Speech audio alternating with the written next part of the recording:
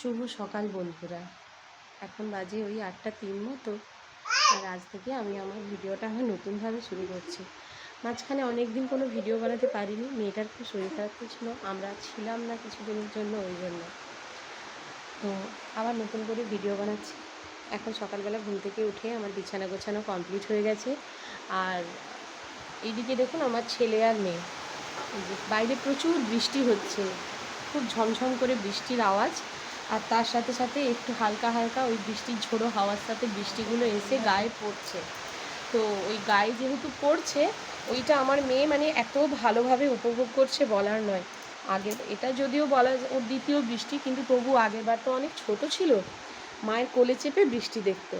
আর এখন এই যে বৃষ্টিটা দেখে সে কী আনন্দ, ওর বাবাকে ডাকছে আয় আয় আয়, ওর দাদাকে ডাকছে।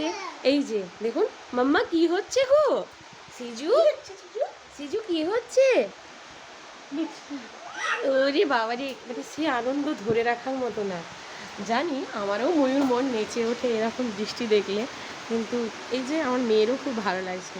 এই বৃষ্টির ফোঁটাগুলো হাতে ঠান্ডা ঠান্ডা, কি অদ্ভুত একটা শান্তির অনুভূতি, ভীষণ ভালো লাগে।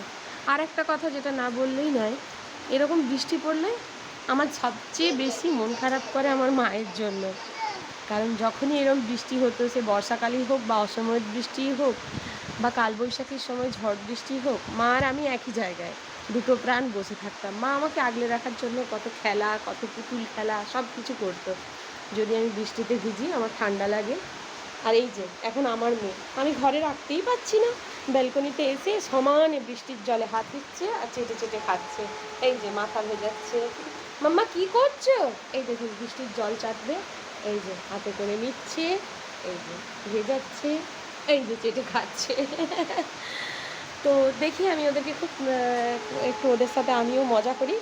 তারপর নিচে গিয়ে ছেলে মেয়েটাকে, ছেলে ফ্রেশ হয়ে গেছে, ওর খাওয়াও হয়ে গেছে, মেয়েকে খাওয়াবো। মাম্মা চলো ঘরে চলো, চলো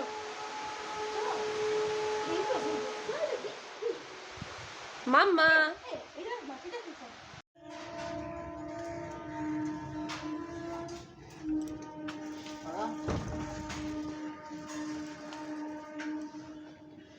সকালবেলা মেয়েকে খাইয়ে ছেলের খাওয়া কমপ্লিট, আমারও ব্রেকফাস্ট হয়ে গেছে।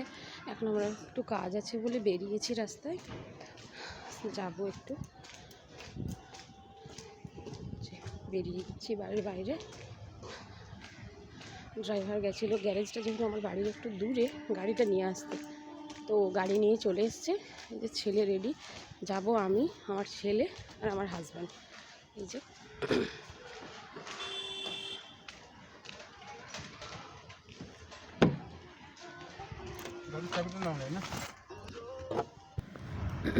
তো আমরা তারপরে এই যে গাড়ি পার করে বেরিয়েও গেছি। আজকে রেলগেটেও খুব একটা আমাদের রেলগেটে গিয়ে আটকে থাকতে হয় সেরকম হয়নি, ভালোই লাগছিল।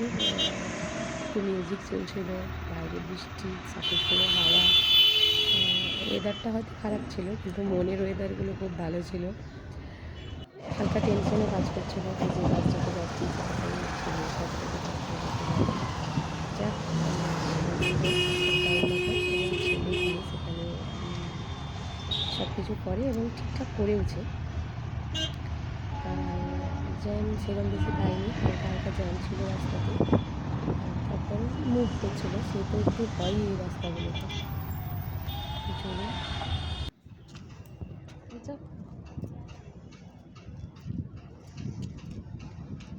ওর যে কাজটাতে আমরা এসেছিলাম, সেই কাজটাতে আমরা সাকসেসফুল হয়েছি। এবার ডিসিশান আমাদের নিতে হবে যে আমরা কি করব না করব। উফ, কি ভালো যে লাগছে পরিবেশটা, তার উপরে আবার এই নরম নরম ঘাসের উপরে রোদ্দুরটা পড়েছে, দেখার মতো। সোনা বাবা এদিকে চলে এসো।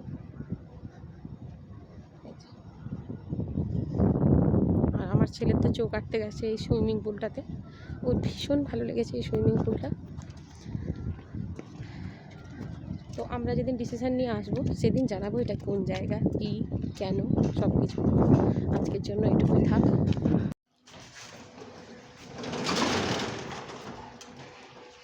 গাড়িটা গ্যারেজে রাখা হয়ে গেল, ব্যাস আমাদের গ্যারেজটা একটু দূরে, এবার চলে যাব বাড়ি, আমি আর ছেলে।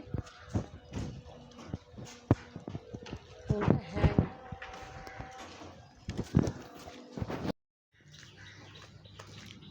আমাদের কাজ প্রায় কমপ্লিট। গ্যারেজে গাড়ি পার্কিং করে রেখে চলে এসেছি, একটু দূরে তো ড্রাইভার দাদাকে বললাম, ছেড়ে দিলাম যে আপনি এখানে রেখে চলে যান। আর এই যে আমরা মিষ্টি কিনলাম বলে একটু ঘুরে ঘুরে যাচ্ছি। ছেলে হাজব্যান্ড অফিসে নেমে গেছে, আমাদের গাড়ি ছেড়ে দিয়েছে,